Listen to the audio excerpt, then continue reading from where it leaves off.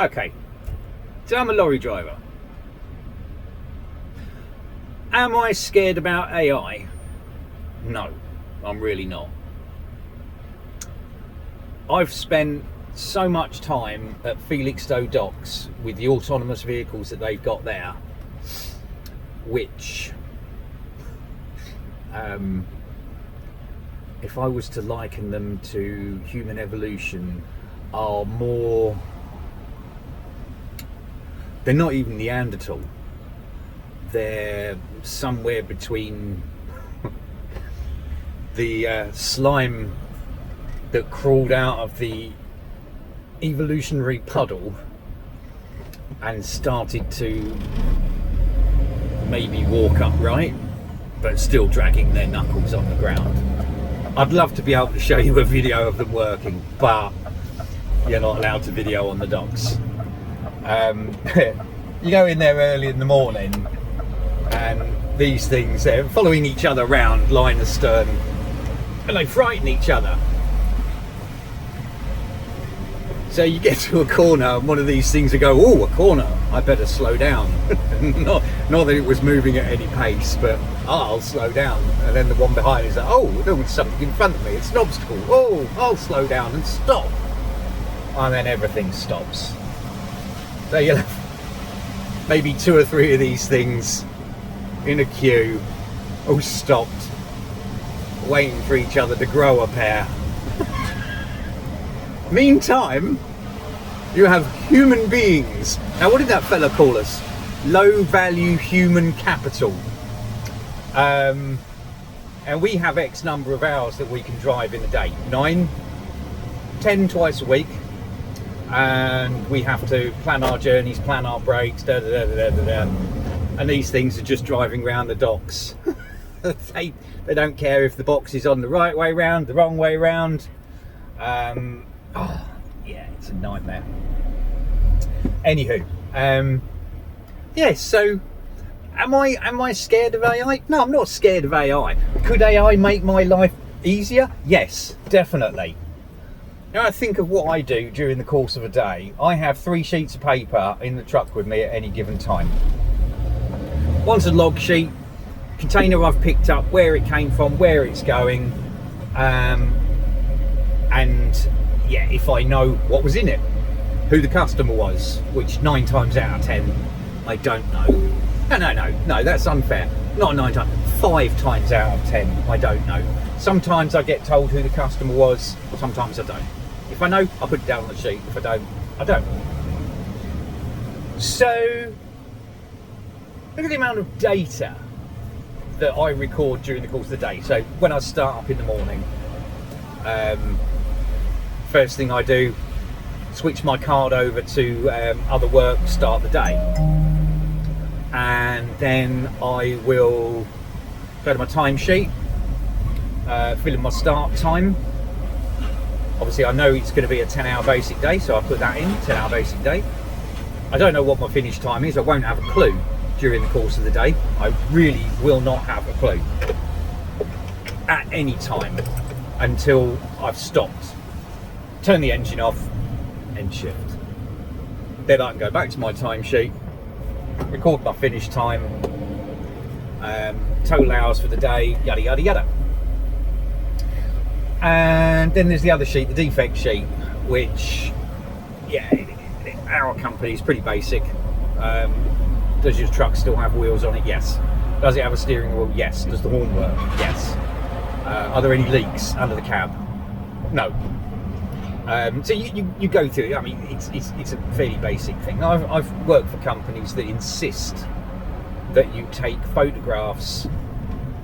One company was the wheel set, so you take photograph of the front wheel, left hand side, photograph of the front wheel, right hand side, double axle, right hand side, down the trailer, triple axle, and as you're going round, you are actually looking at stuff. Are the lights on? Yes. Go around to the other side. Has it got 3 wheels on the trailer that side? Yes. Are the Susies connected? Yes. Are the legs up? Yes. So like basic stuff, and then double axle on the trailer, photograph of the wheel set, photograph of the near side. That's it. Another company insists you take a photograph of the front of the cab. Insists you take a photograph of the left-hand side of the cab, right-hand side of the cab, back of the cab, front of the trailer, back of the trailer. So yeah, there's lots of different things that get recorded, and it really does depend on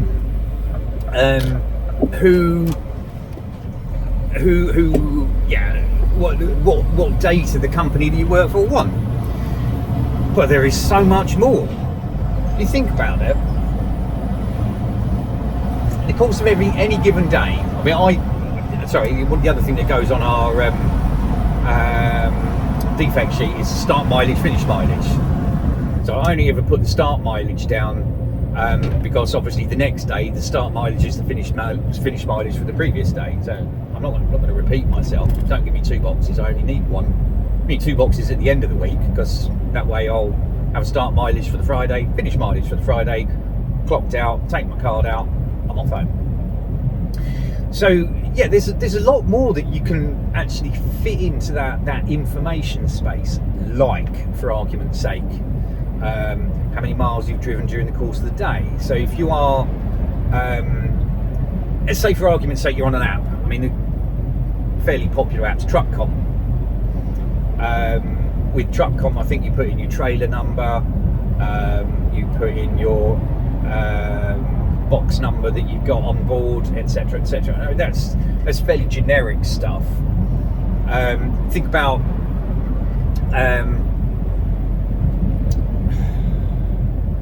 we have a WhatsApp group that we give our trailer number in. Not really sure what that's for. In my head, I've got it likened to air traffic control, and they've got those strips on a board, and each truck's got its own strip with the trailer number in it, and they can see who's got which trailer, and then they'll write on the trailer number what box is on that trailer. Oh, yeah, it's all longhand, it's old school. I mean, bits of paper in this day and age, it just doesn't make any sense. What does make sense is an app that does the whole thing. You wake up in the morning, you clock on. That's your start time. That's the time you're getting paid from. Not the time you wake up, but the time you clock on. When you clock on, you've got your checks. You go around the vehicle.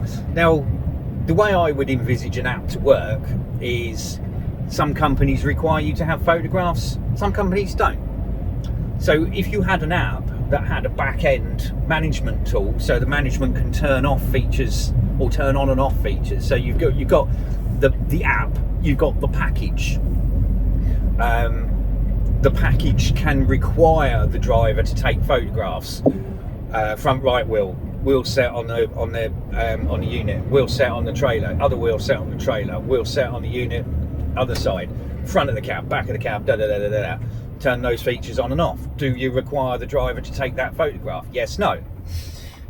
If you don't require it, the driver can skip it, or it won't come up as a requirement. If it's required by the management package, then yes, driver has to take a photograph to move to the next step. Then you go through the basic vehicle checks. Are the wheels on the unit? Yes. Are the Susies connected? Yes. Are the lights on? Yes. Does the horn work? Yes. All of that sort of thing. Steering wheel securing. So secure steering wheel. Does the tachograph work? And that's something you don't even think about it. Until the day you actually put your card in and it doesn't come up with your surname, and you think, oh, it's going to be one of those days. So head unit's not even working. Now, I have a theory. If I take that blanking plate off where my tachograph is, reach in behind it, unplug it, leave it off for 60 seconds, plug it back in, yes, I've wasted a minute of time, but the chances are when I plug that back in, the thing's going to work. Have I tampered with the tachograph? Strictly speaking, maybe you could consider that tampering, but at 2 o'clock on a Monday morning when I'm heading out, what's more efficient? Unplugging the tacho, plugging it back in. Yeah, if it doesn't work, then you've got a big problem. You've then got to get onto Scania and then say, oh, my tachograph isn't working. Then they'll log in, they'll have a look, But if it works, right, card goes in. Is my name coming up? Yes, it is. Right, brilliant. I'll start my shift. You've moved on. Now, most drivers in this day and age are capable of simple troubleshooting. If I walk around my trailer and I've got a light out, I've got bulbs in my top locker there, I've got screwdrivers in the cab here, will I change a bulb? Of course I will. If it gets me on the road, I mean, I'm not going to sit there and defect a trailer because one of the tail lights is out, or when I've checked the brake lights, the brake light didn't come on. Got a brake light bulb, I can change it. If I change it and it doesn't work, obviously it's a bigger problem. Then you get on the phone and you defect it. But the whole time you're sat there, that's the wheels not turning, the vehicle's not earning. So look at the bigger picture. So okay, so you get up in the morning, you've made your cup of coffee, you've got your paperwork out, right, start shift, fill in your paperwork. I have to do a manual ticket for anything other than a Monday. Monday I get the ticket, it's a double copy, I know where it's going, it's got a postcode, put my postcode into the sat nav, get an ETA, and away I go. Do my vehicle checks, pull out of the yard, that's it. So you've got 4.5 hours to get there. Most places, not all, most places I can get to in a single block. So I'll get there and I might have to do a 45-minute break before I can go on their bay and load, or I might be on their bay, I'll go and sit in the driver's room for 45 minutes, have a break. But you look at all the data that's being wasted, all the movement. So yeah, okay, our company, I think we've got a fleet of 14 trucks. Does anybody know how many miles each of those trucks has done that day, that week? How many gallons of fuel they've used, litres of fuel? I mean, I look at mine right now, I can call up my fuel consumption right now is sitting at 11.3 miles to a gallon. Unit I was in last week, which was somebody else's, that was only doing 9.9 miles to a gallon. My fuel consumption's better than his. I'm sitting here, my foot is not flat to the floor. I've got no need to have my foot flat to the floor because I've got time to get where I'm going. I've anticipated where I'm going to get to. I've got a box to come off, I've got a box to go on, I know where that box is going, and I know how much time I've got to get there. I've got 1 hour and 34 minutes of driving left before I've got to do a 45-minute break, reset my card, and then move on. Now, to me, when I get to where that box is going, I know it's going to take them about an hour to unload. Now, I have got absolutely nothing to do. I'm going to put it on break. I'll sit on that bunk, maybe have some lunch, maybe even shut my eyes for 40 minutes, get 40 winks in. I'm not out there unloading it. Yes, I've opened the doors, I've then come back in, put the tachograph on break. I'm not doing anything. I am on break. Is my time mine to dispose of as I see fit? Yeah, it kind of is. Can't go down the pub. Well, we don't do that when we're driving anyway, but do you see what I mean? There's absolutely no point me sitting there and saying, yeah, I'm on other work. That I'm not on other work. I'm not available to do anything else. So I'm not on POA. I'm on a break. It works for me because that's what I want to do.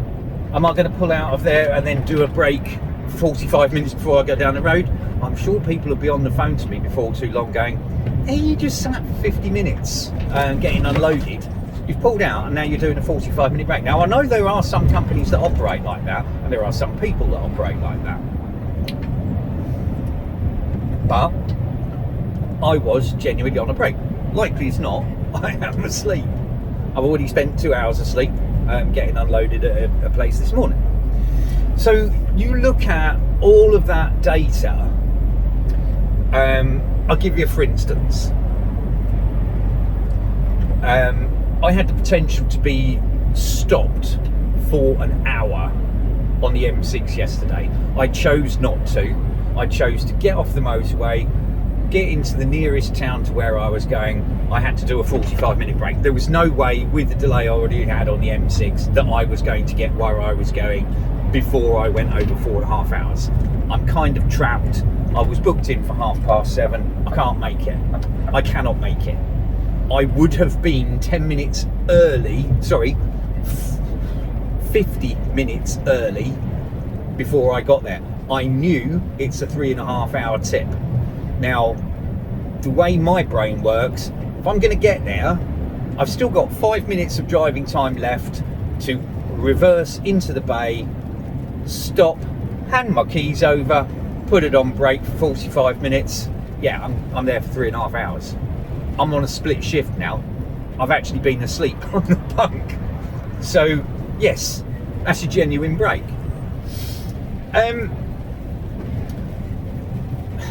Is there any point moaning at me for being late?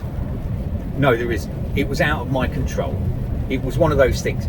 It rained, somebody drove into somebody else. People in this country, they just can't anticipate what's going on in front of them on the road.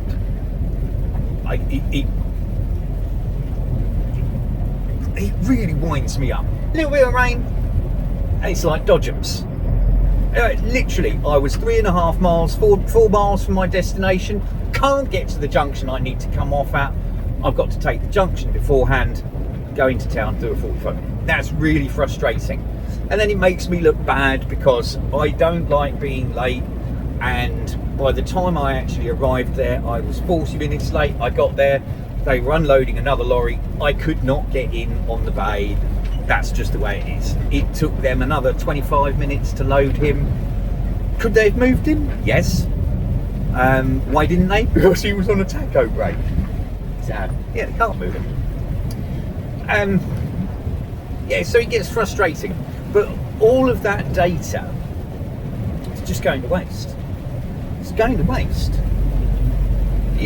Look at that bigger picture.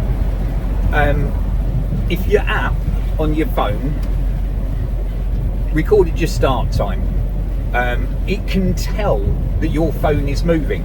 If it stopped for an hour, maybe it should ping up on the screen and say, have you finished work for the day? No, I haven't. Right, okay, well, it will carry on clocking up time then. But if, let's say for argument's sake, the driver had finished their shift and forgotten to log out of the app, that prompt would then say, yeah, have you finished for the day? Oh yes, I have. Right, it's going to take you back to the beginning of that hour. That's when you finished. That's where you're getting paid up to, mate. You stopped and didn't log out. Yeah, you're not getting an extra hour out of us just because you're too stupid to remember to log out. You put your time down on your timesheet, it's the same. It's the same thing. So, okay, the one thing that might be a little bit different to that is like yesterday. I had 3.5 hour break. That gives me a split shift. That means that I can get a reduced rest in my pocket. That gives me an extra 9-hour rest to do.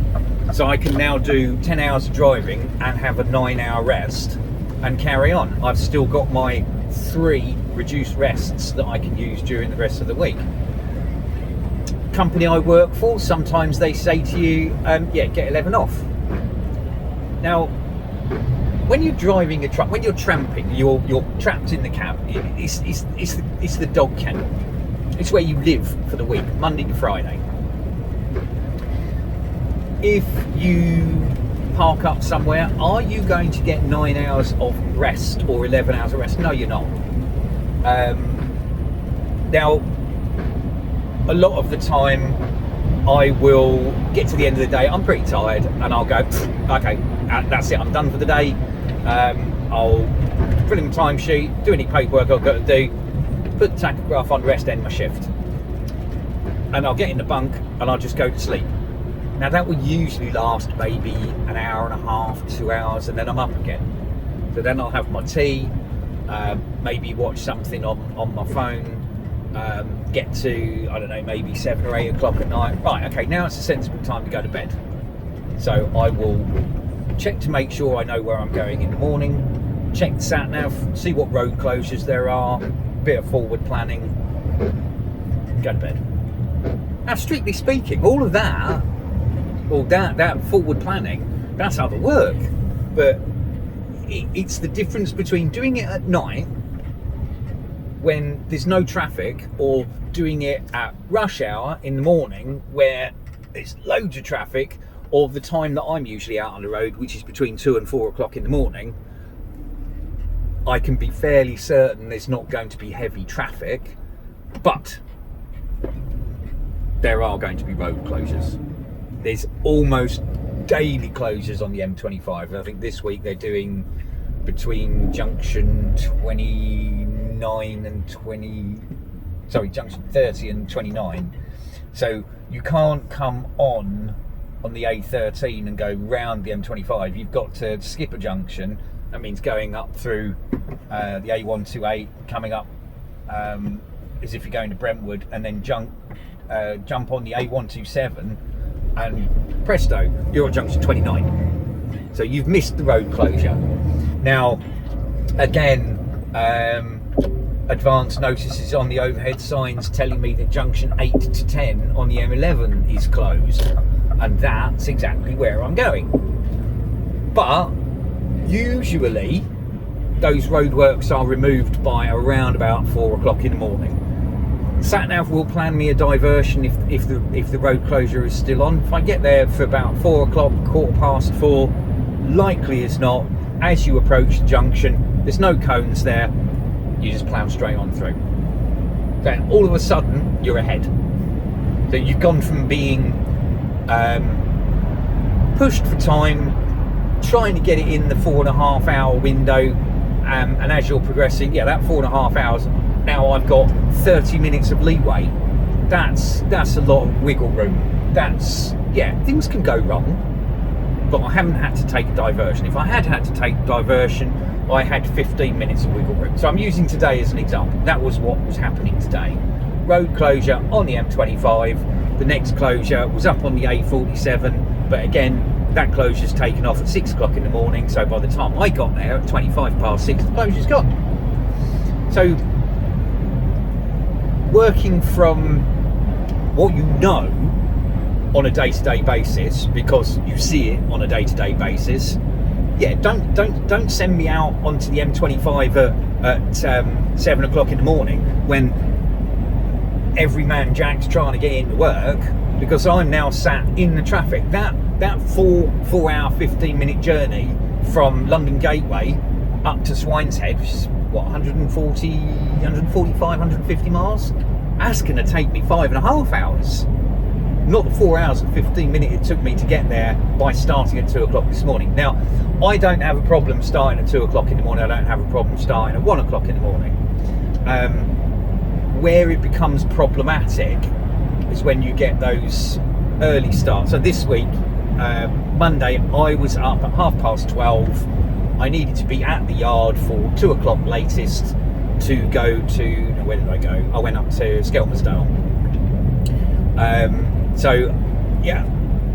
Everything was hunky-dory all the way up the M6. I missed all the traffic. I'd even taken the full fat M6 rather than taking the toll road, so I've saved them £20 and 20p on the toll.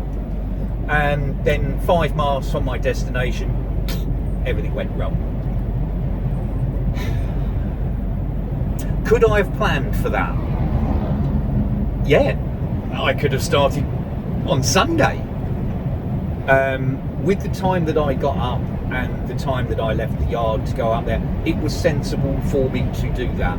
Every other time I've done that journey, it's worked out in my favour. So 7:15, I've parked up in Wigan. I picked up the phone and I've gone, hello, I've had to come off the M6. There's been an accident. I'm not going to sit on the M6. I'm coming around the other way, but because of the time I was stopped on the M6, I now have to do a break before I can get to you. So give them the information. Yes, I've had a snidey remark. Oh, you should tell us if you're going to be late so we can notify the company. Oh, piss off. I've notified the customer. They're going to take it from me, the driver. I'm 3.5 miles down the road now. Yes, I'm really sorry, mate. I know you're all waiting. Trust me, I'd be there if I could. I can't. I'll be there as soon as I can. 8:10 I rock up. So, yeah. Data. Let's look at what data would have been recorded there. When I got on site, that 3.5 hours that gave me the split shift, yes, in my perfect world, my app would have gone, you've been stopped for an hour. Therefore, have you finished your shift? No, I haven't. After the next hour, have you finished your shift? No, I haven't. Are you doing a split shift? I'm aiming to, but I can't guarantee I'm going to. I have to wait to see what pans out. Sometimes those unloads there take 2.5 hours, sometimes they take 3, sometimes they take 3.5. Yesterday it took 3.5. I got the split. If you're less than 3.5 hours, you crack on. It is what it is. It's such a small game getting that split in, and it's the way I consider it. It's to my benefit because I can position myself better by knowing that I can, if I've got a 10 available, I can still do a reduced rest. I'll get a little bit further down the road. Now, for whatever reason, the company I work for, they like to drip feed you information. They don't like you to know ahead of time where you're going. It's like pulling teeth. It's that little bit of power that they just don't want to hand over. If they tell you where you're going, you might park up and think, I'll do the rest of that journey in the morning. Now you're robbing their time because they had anticipated you doing X, Y, Z, and all of a sudden you've done what you want to do instead of what they want you to do. Some companies will tell you, do a 9-hour rest, use a 10. They'll dictate to you what you're going to do. The way I look at it, I'm actually working for the company. The company are paying my wages. I'm going to do the best for the company I work for. I know that there are drivers that won't use the M6 toll because they can sit in traffic, and because I'm paid hourly, or because we're paid hourly, that's more hours. You silly boys. If you're parking in lorry parks with an empty box, the company's got to pay for that. That's £35, £35 a night to park up an empty box. There's no security risk there. The security risk comes down to the diesel tank. Companies play the numbers. The number of times you would have your diesel robbed from the lorry, I've had it once. It was horrible. They drained the tank so low, I had to wait for recovery to bring me out 20 litres of fuel just to get me to the next garage, where I then had to pay for it on my credit card instead of the fuel card because it wasn't a garage that accepted the fuel card I had. It's just bad luck. But it's a horrible feeling to have been violated like that. And the amount of time it took the recovery guy, the best part of an hour, from the time I picked up the phone and said, I've had my diesel tank done, the cap was unlocked, so there's no damage. It literally was just diesel theft. Now, back then, that was half tank of diesel, 250 quid. Now, with all this stuff, because of Donald Trump going on in the world, that half a tank's worth nearly 500 quid. We all know who's stealing the fuel. There just doesn't seem to be any way to stop them. Whatever device you put on your fuel tank, they're going to find a way around it. If you've got protection up top, they'll just drill a hole in the bottom. And then you've really got a world of pain, because you have now got a damaged truck. You have got to wait for somebody to come out with a new diesel tank, or you've got to be recovered to somewhere that can replace the diesel tank. And if you've got a loaded box on, or a loaded tank, or a loaded trailer, yeah, that's a lot of pain. So we have to be sensible with the way we approach these things, and it just comes down to common sense. The guy sat in the seat who's a mine of information. Now, I tried to give my planner a really good heads up. I'll leave where I've unloaded. I'm off on the road. I've got an ETA. I can see exactly within 15-20 minutes what time I'm going to arrive at where I'm going. Because of the way I've got my sat nav set, I've got it set so that it doesn't think that I can do 56 miles an hour. Rule of thumb, a truck will cover 40 miles on average in an hour. 40 mile an hour average. Now, if you extrapolate that, if you're doing a 250 mile journey and you've left early and you're avoiding traffic and you're actually set on cruise control at 56 miles an hour, yes, you are going to average more than 40 miles an hour. So that's where that 250 mile journey during traffic times, you're going to have to do a 45-minute break. If you've left early, the likelihood is you will make up the best part of an hour on that journey, and you can get there and comfortably pull in, park, you're on a bay or whatever, you've done it in 4.5 hours. Now you've got a mandatory 45-minute break. On break, that's it. Unload me, guys, leave me alone, don't disturb me, come and knock on the door when you're finished, wake me up, I'm going to be asleep. That's the way I work. But again, it's not a perfect world. Again, on that 250 mile journey, you might have road closures, you might have diversions. SatNav will take that into account when you leave. It will tell you ahead of time, your destination is this far away, and as you get further and further up the road, those road closures get taken off. The SatNav will go, oh, yeah, that road closure's gone. You're now 20 minutes ahead of what you were going to do. So I like to give the planner an idea. Not when I not when I leave the tip. I will, get a little bit down the road, maybe third of the way, half the way, and then I'll send her a text message and say, my ETA at wherever I'm going is this time. And again, I might make up 10 minutes on that. And if so, I might pull in and say, yeah, I'm going to arrive early. Any chance of an earlier slot when I get there? Probably not. Now, I'm just about to pull into Gateway. My VBS for Gateway right now is 1 o'clock till 2 o'clock. I cannot go in right now because it is 12:41. They will allow you to go in at 12:45, so 15 minutes early. So your window is quite big. You've got an hour and 30 minutes, so 15 minutes before, 15 minutes after, and the hour of your slot. By the time I've gone over this bridge, stopped, put my bin bag in the bin, it will be time to go in.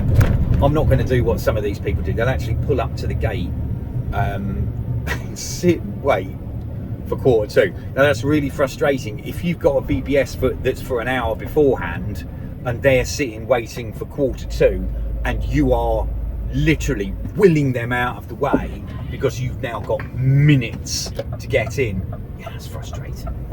Really frustrating. Don't do that. Stop somewhere else. Park up in the lorry park. Most of the lorry drivers, there's chevrons there that separate the lanes. If you're 2 or 3 minutes early, nobody's coming and moving you on because you've got 2 or 3 minutes to wait before you can legitimately go in. That's exactly what I'm going to do. It's now 12:42, so it's 3 minutes before my allotted time, or before 15 minutes before my allotted time, which I'm allowed to go in at. So yeah, I'll go and join the queue with these dummies. Oddly enough, today I kind of know what I'm doing. I know I'm dropping off a loaded box for export. I'm picking up a loaded box. I know exactly where that's going, and when I've had that unloaded, I know I'm coming back down here somewhere to park up for the night. I'm not picking up anything else. So yeah, I've been on the road now for 11 hours. by the time I get parked up later, I will have probably done another 14-hour day. Do I mind that? No, I'm paid hourly. I like the money. Money's nice. Money is good. Money pays the bills. Money pays for fuel. So yeah, bring it. More money. As it goes, there is some idiot sat on the gate already. It's just so frustrating. And there's no point me making a song and dance about it. I'm just going to join the back of the queue. Yeah, it's 12:44. His arm's not even out of the window yet. You have to present your card to the console. That will recognise you. The barrier goes up, tells you where to go. Yeah, so back to data. So across any given day, the way that you work can provide your manager, your boss, with a whole load of information. The amount, the time that the truck was moving, where it was earning money, the time that the truck was stopped, where it wasn't earning money. Look at the bigger picture on that. If you've got 14 trucks in a fleet, which truck did the most amount of miles? Did it earn the most amount of money? That's something you really ought to factor. If you've got somebody that's doing 10-mile journeys every day, but the truck is more profitable, do more of those jobs. If you've got one driver who is always doing 200, 300 miles a day and the lorry isn't profitable, maybe look at not doing those jobs. Maybe look at giving somebody else those jobs who can shorten those journeys, make those journeys not 5 hour, not 5.5 hour, maybe 4.25 hour.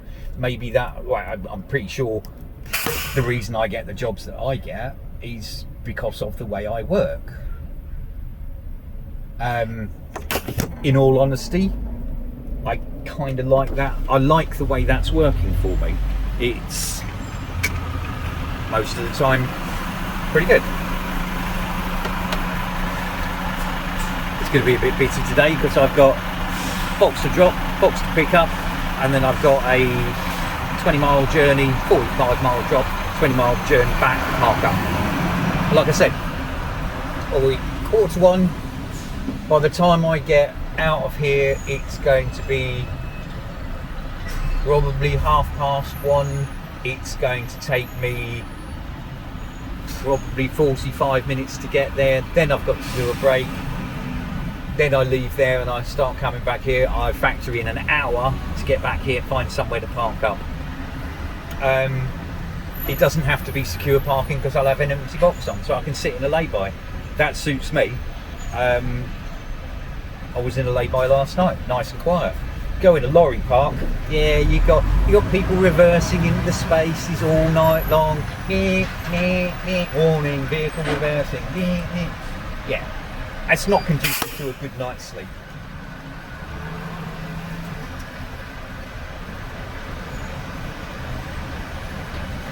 Am I afraid of AI? I'm not even afraid of ANPR. 99% of the time when I come in here, the ANPR cameras can't read my registration number. And that's only 7 letters and numbers. I have to key it in on the console. Sometimes the planners put my my VPS booking into the system. Sometimes I haven't. Sometimes I have to put that string of information into the console myself. Today, it was already done. So, happy days. But I guess what I'm saying, when you look at the data that's available on a driver and a lorry, there's a lot there that is just wasted data. People should be looking at, people in the back office, they should be looking at that. They should be going, my God, this truck's done 4,000 miles this week. It's only earned us a tenner. Take it off the road. Get it doing something else. But I don't know. I don't know for certain, but I've got a pretty good idea. Nobody's really looking at that data. Yeah, they look at the data on the fuel cards and say, okay, this week this fuel card is cheaper than that fuel card, so use that one instead of that one. That's a no-brainer. Fill up in the yard if you can. That's a no-brainer. We've already bought that. It's not a fixed cost because we can't replace it for what we actually paid for it now, which is a real pain in the backside. But that's the world that we've been given by Donald Trump. Will it change? Yes, it will. It's not going to be forever. But